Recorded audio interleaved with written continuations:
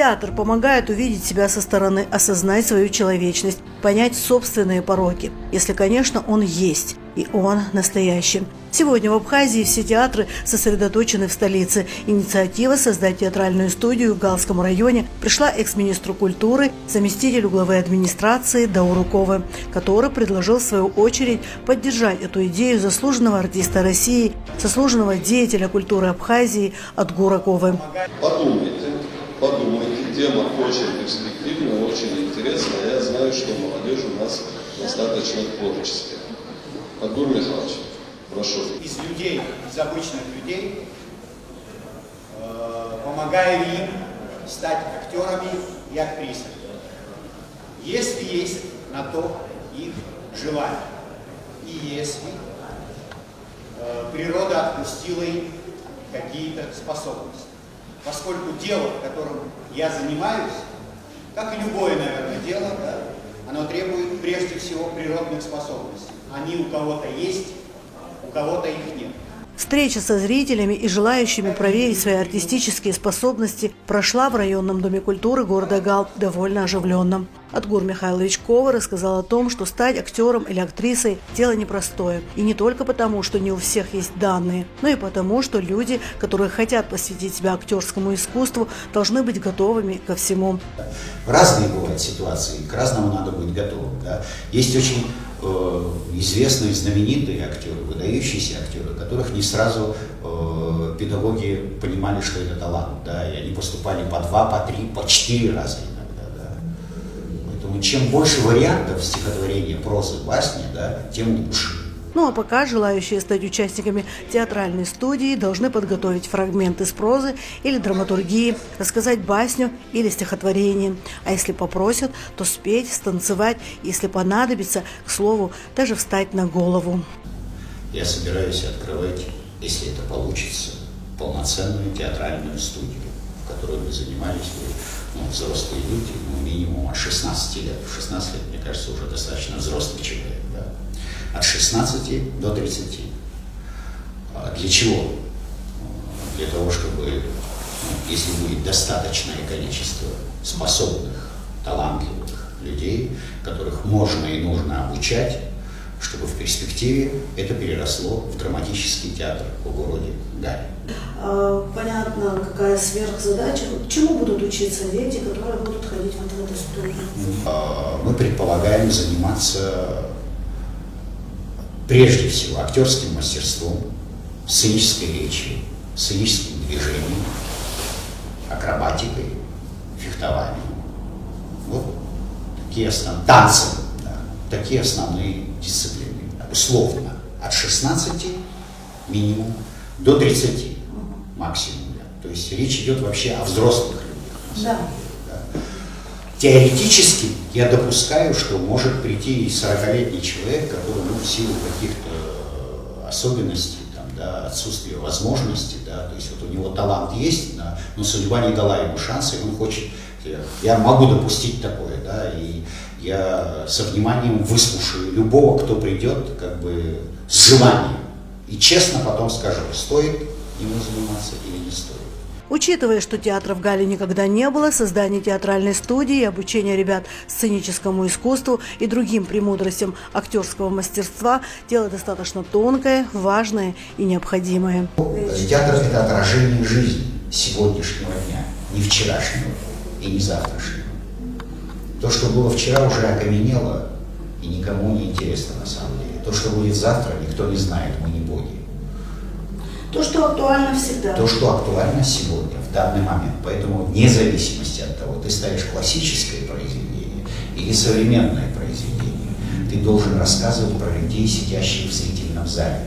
Только сопереживая, наблюдая за обыденными ситуациями со стороны, мы можем осознать, что делает нас людьми. И в этом еще одна, едва ли не главная, миссия театра. Вот для вас чем отличается дилетант от профессионала и вообще самодеятельность от искусства, если вы какие-то градации, критерии проводите? Ну, если условно, да нет, это практическая вообще-то область, это любители, это лучшие люди на земле, потому что они занимаются театром как хобби. Они не ставят себе каких-то высоких целей, да, они просто занимаются для своего удовольствия, да, в свободное от основной работы время, да. Это так называемая вот художественная самодеятельность, народные театры, да, когда вот люди, ну, проведя рабочий день у станка, условно говоря, да, вечером приходят как бы в компанию себе близких, да, и для души, не думая ни о чем, да, просто вот как они понимают театр, так этим и занимаются. Это прекрасные люди. Дилетанты немножко похуже, потому что они те же любители, но почему-то считают себя профессионалами. Они нигде не учились, они ничего толком не знают, да, но делают вид, что как бы, ну, каждый день они заново открывают Америку, каждый день заново изобретают велосипед, да. Серии, чем меньше, тем больше самомнения. Да, ну, как бы, сейчас вообще, понимаете, это вот такое время дилетантов, на самом деле, да, нашествие дилетантов. Потому что худо-бедно, какой бы ни был Советский Союз, да, там была четкая система. И система в том числе фильтров, которая отсеивала дилетантов по пути, да, и отличала их. Когда же развалился Советский Союз, вся эта система тоже развалилась, да.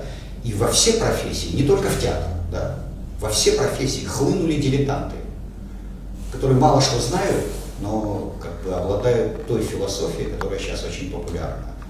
Наглость – второе счастье.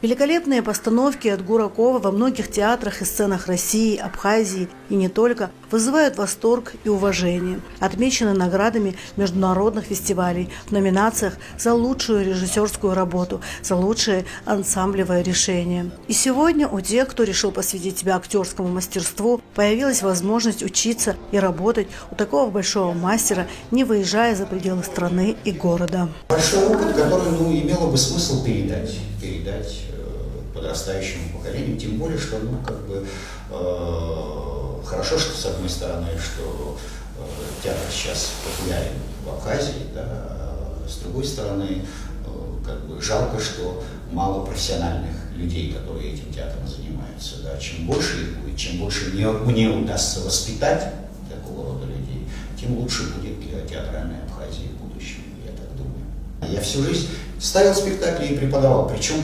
преподавание мне нравилось всегда больше. Знаете, это такой бескорыстный совершенно труд, да, и благородный очень, да. Ставить спектакли — это все-таки немножко уже какое-то, знаете, дело. Ты всегда думаешь о результате, да. А здесь ты занимаешься только творческим процессом, да. И опять же ты помогаешь людям выявить лучшее, что в них есть, да. И остаешься удовлетворенным тем, что выявил, и больше ничем, да. И слава Богу.